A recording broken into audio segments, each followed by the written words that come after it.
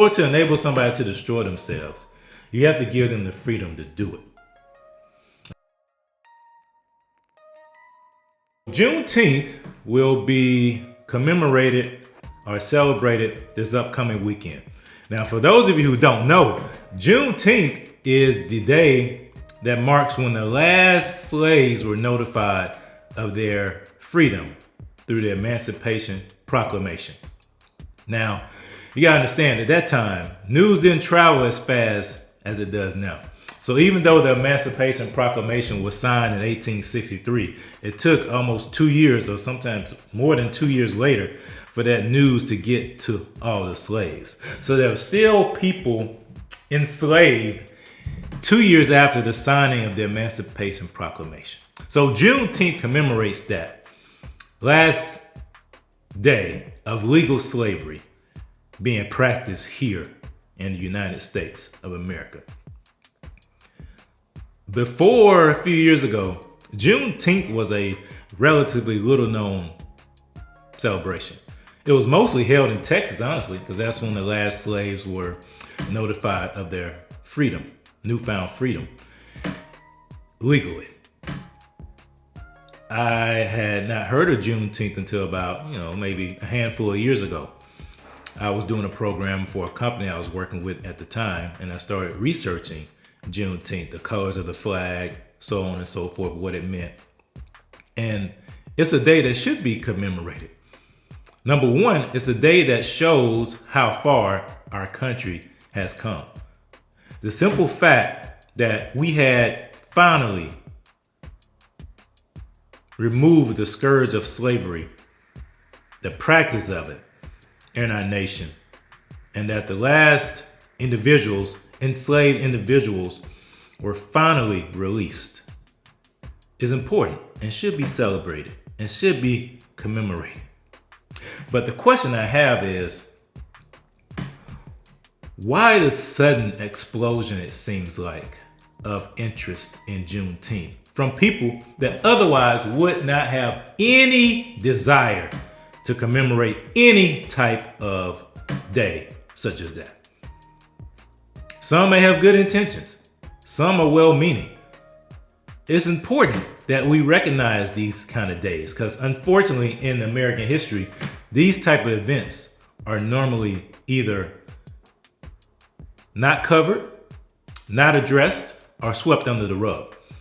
Just like with the Tulsa Race Massacre. Those events in our history have not been told. So those stories need to be told, and they need to be told in an accurate and factual manner. But with Juneteenth, it's interesting. Here's what I believe is going on with Juneteenth. This is my opinion.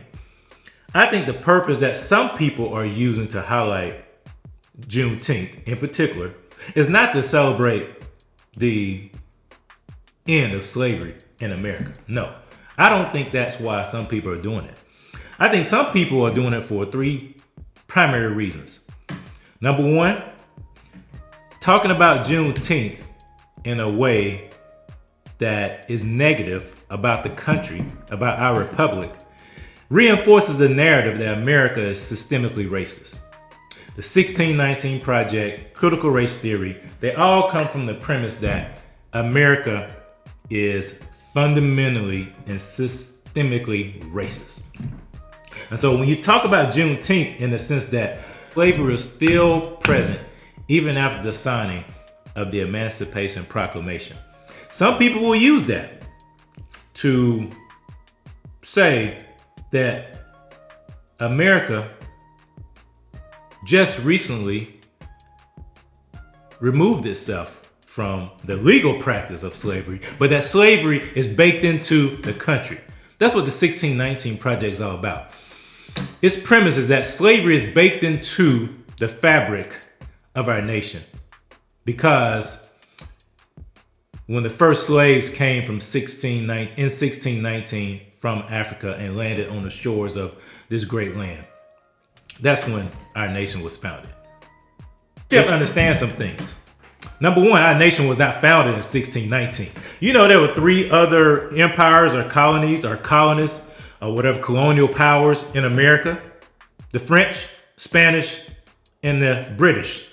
They all participated in slavery. Slavery was a worldwide practice at that time. So you can't say that our country was founded. Our country was founded in 1776, number one. It was not started in 1619.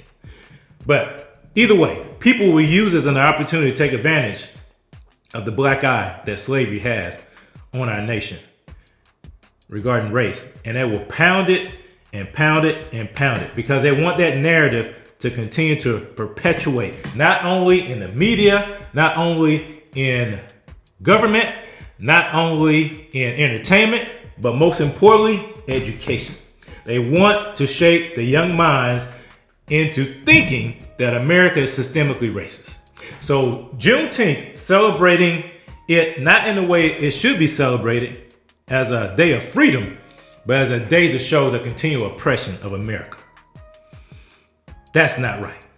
And number two, it keeps racial tension at a fever pitch. There are people that profit off racial tension in America, truth be told. People make a lot of money off racial grievances. They do.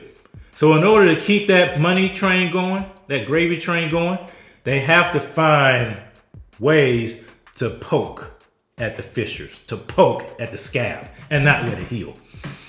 So when you highlight Juneteenth in a manner that's not consistent with factual information, but instigation, then it breathes life into racial tension, like the racial tension that we saw last summer after the murder of George Floyd and other things.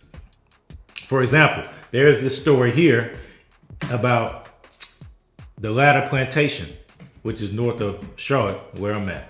And the director there, who's black, was looking to commemorate Juneteenth, but he was going to do it in a way that's different than what the liberal and mainstream and progressive thought should be. So you had that fake outrage. See, the outrage industry loves to pounce on things like this because it allows them to take advantage of it. They like taking advantage of it to continue to pry divisions amongst the races, divisions amongst people. So they use that, and things like this just plays right into their hands. They want to keep us in strife with each other. They don't want us to heal as a nation. They want us to stay in strife.